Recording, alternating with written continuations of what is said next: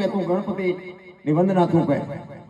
અને બાપુ પાછળ બેઠા હતા અને 4 ભજન 5 ભજન એ બાપાએ ગણપતિની વંદના કરી અને કર્યા અને લગભગ 11:30 પોણા 12 વાગે બાપુ કાનદાસ બાપુ બેઠા અને સદગુરુ દેવ કી જય કહીને બાપુ ચાલુ કર્યું ને અને પૂરું કર્યું. સદગુરુ દેવ કી જય બોલ્યા ને સુરત નારાયણ ઉગ્યા હતા બાપુ. કોઈને બંગાવું નહોતું હોય, કોઈ ચા નહોતી હોય, પાણી ઉસ્તાદના બાપુ આંગળા ફાડી નાખ્યા. કેવું ભજન છે રે! એમ નામ નથી દુનિયા પગે લાગતી મારા રામ.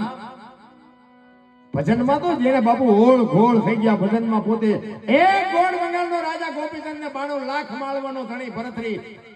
હજી આપણને શું નક્કી થવાનું હતું ભલામણ? ભજન એમ નામ ન બને મારા રામ. ભજનમાં તો બાપુ હોમી દીધા, પોતાના દેહ હોમી દીધા. આપણી જેમ જ હતું, બૈરાન છોકરાન બધું હતું, તો આ કઈક કરી ગયા. હવે આપણને કઈ સૂચતું જ નથી, શું આપણે કરવાના?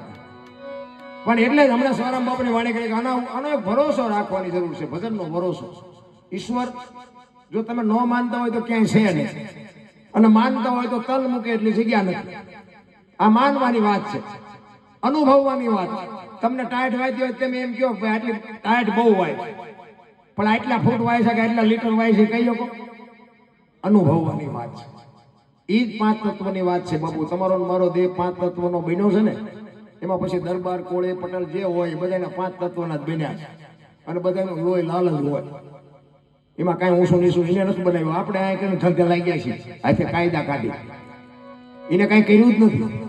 એને તો એક માણા બનાવીને મોકલ્યા. એ કે તમને હું માણા બનાવીને મોકલું છું, પછી સુખી તમારી હાથે થાવ છો અને દુઃખી તમારી હાથે થાવ. હું કોઈ સુખી દુઃખી કાંઈ કરતો નથી. સારું કરો, ભજન કરો, ભગવાનનું નામ લો, સારું થાય. અને કોકના બૂસ મારવાનું ચાલુ કરો, ભૂંડું થાય છે. એ તમારા હાથની વાત છે. ઈશ્વર બાપુ કઈ કરતો જ નથી, આપણે જ ઊભું કરી. આ દાણા જોરા વાળાનું હાલે છે એમ હાલે કે એમનું નો બંધ ન થઈ જાય, પણ આપણે ઊભું કરી છે ને એટલે જોરાવા જવું પડે છે. મારું બૈરું કંદડા છે, મારા છોકરા કંદડા, પણ આ તો ત્યાં ઊભું કર્યું છે. ભગવાને થોડું આપ્યું હે બૈરું? કે આપણે આવ્યા ત્યારે કે બૈરું હારે ભગવાને આપ્યું નથી.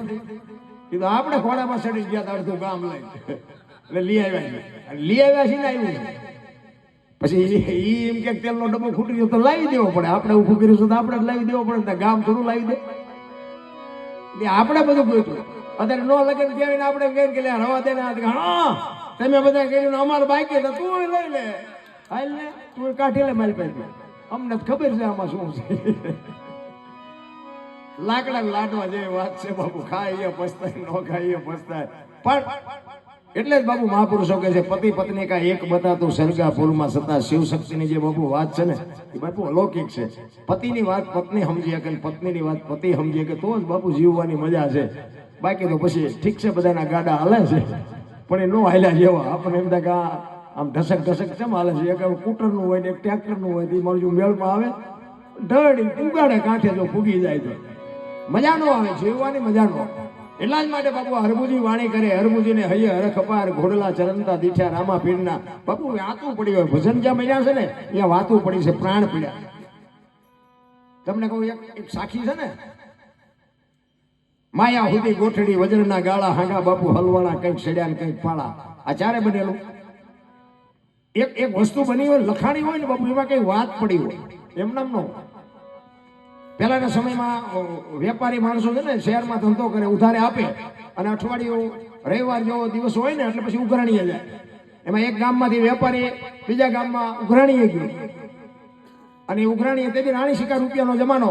રાણી સિક્કાના રૂપિયા ભરી, જબાના 2 ખીચા ભરી અને દી આથમવાની તૈયારી જાવ જાગાએ ખાવ ઘરે વિરોધ નીકળ્યો અહીંયા ગામમાંથી. અને હામાં એના ગામમાં જવા માટે નીકળ્યો.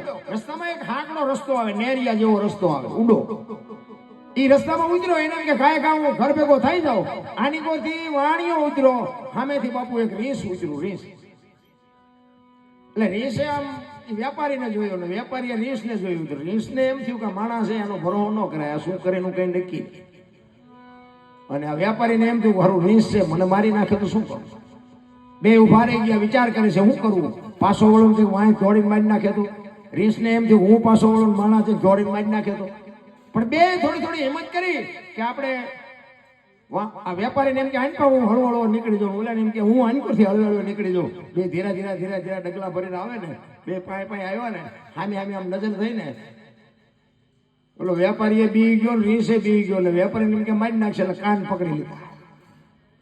એ કાન પકડ્યા ને બાપુ રીસ ને એમ થયું પૈતું આપણને મારી નાખવા.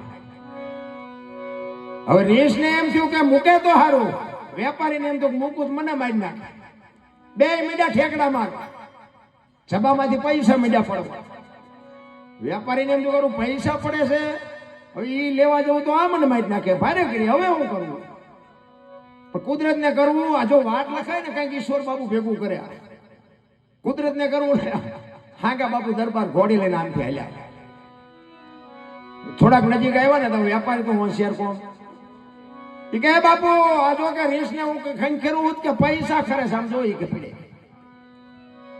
બાપુ આમ પાસે આવીને જોયું તો ખરેખર પૈસા હતા જ તે. બાપુ કે અમારા ગામની સેમનું છે તું શેનો ખંખેરા? એ કે બાપુ તો હાલો ને તમારા ગામની સેમનું. બાપુ ને ઘોડીએથી ઉતર્યા અને કાન પકડાઈ દીધા. એ કે બાપુ મારા ખેરવેલા છે એ મને લઈ લો. એ કે લઈ લે જલ્દી હાલ ઉપર.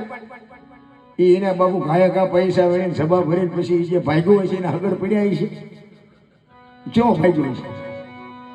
અને બાપુ એને તો આમ જો ખેપાટિયા ગયા પછી બાપુ મીડા કઈ ખેરવા શું ખરે વાળ કરતા એટલે કીધું કે હા માયા સુધી ગોઠડી વજરના આપણે બધા માયામાં ચાલવાના છે.